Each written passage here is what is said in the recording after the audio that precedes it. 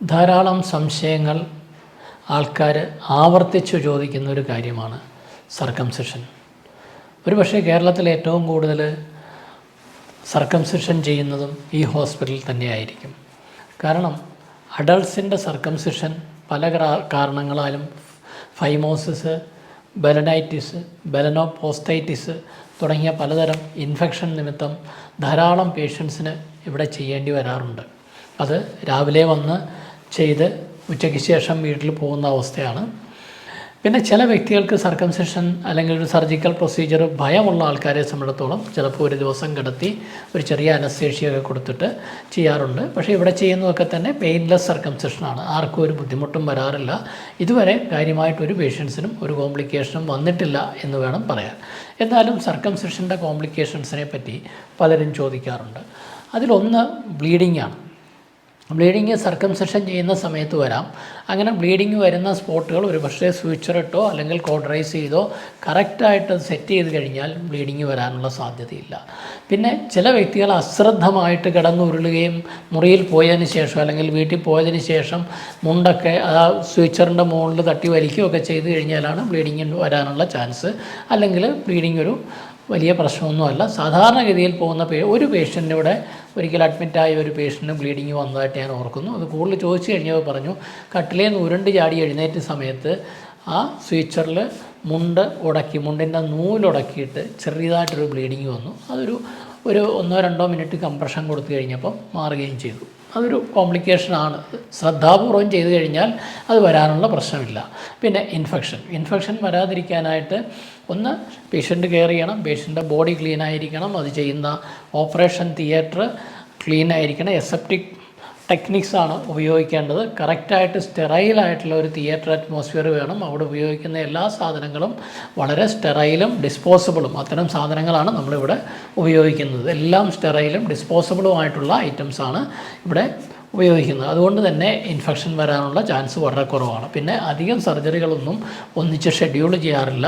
ഒരു ദിവസം 1-2 സർജറിയാണ് വളരെ കൺവീനിയൻ്റായിട്ട് ചെയ്യാൻ പാകത്തിന് നമ്മൾ പോസ്റ്റ് ചെയ്യുന്നത്. അപ്പോൾ തന്നെ സർജനും വളരെ ക്ലിയറായിട്ട് ടൈം എടുത്ത് പ്രോപ്പറായിട്ട് ചെയ്യാൻ പറ്റും.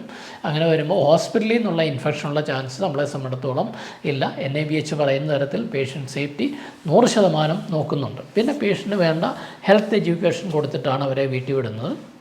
അതുകൊണ്ട് തന്നെ വീട്ടിൽ ചെന്ന് ശ്രദ്ധിച്ചു കഴിഞ്ഞാൽ ഇൻഫെക്ഷനൊന്നും ഉണ്ടാവാനുള്ള സാധ്യതയില്ല.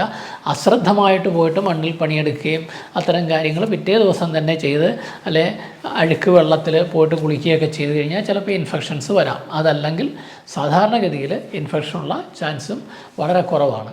ഇനി സർജറി ചെയ്യുന്ന ടെക്നിക്സ് വളരെ ഇമ്പോർട്ടൻ്റ് ആണ്. ആ ചെയ്യുന്ന സമയത്ത് വളരെ പെട്ടെന്നൊക്കെ ചെയ്ത് കഴിഞ്ഞാൽ എക്സസ് ആയിട്ടുള്ള സ്കിന്ന് റിമൂവ് ചെയ്ത് പോകാം. കൂടുതൽ സ്കിൻ റിമൂവ് ചെയ്ത് കഴിഞ്ഞാൽ പിന്നെ ഇറക്ഷൻ്റെ സമയത്ത് ബുദ്ധിമുട്ട് വരാം.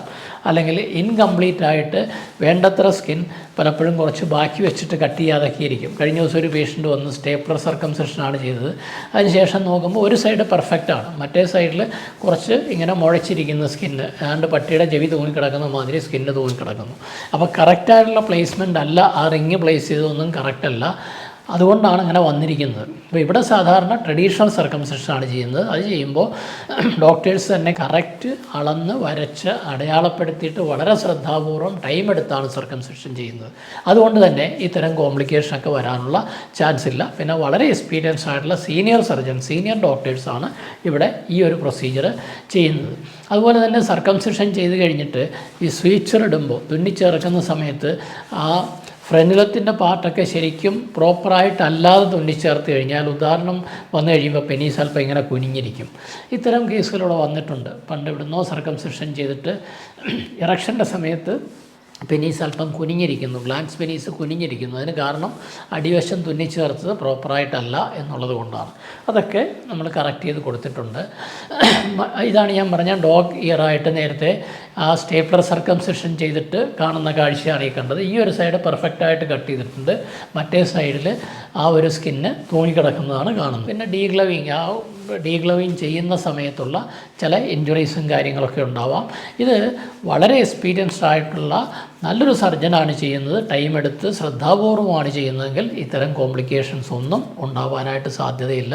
നമ്മൾ കുറേ വർഷങ്ങളായിട്ട് 2006 മുതൽ ഇങ്ങോട്ട് അനവധി സർക്കംസിഷൻസ് ഇവിടെ ചെയ്തിട്ടുണ്ട്.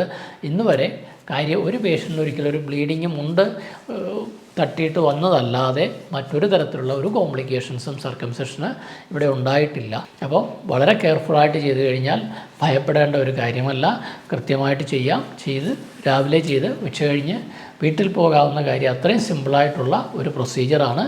അത് പ്രോപ്പറായിട്ട് ചെയ്യണം എന്ന് മാത്രം. മറ്റൊരു വിഷയവുമായി വീണ്ടും കാണാം. നന്ദി, നമസ്കാരം.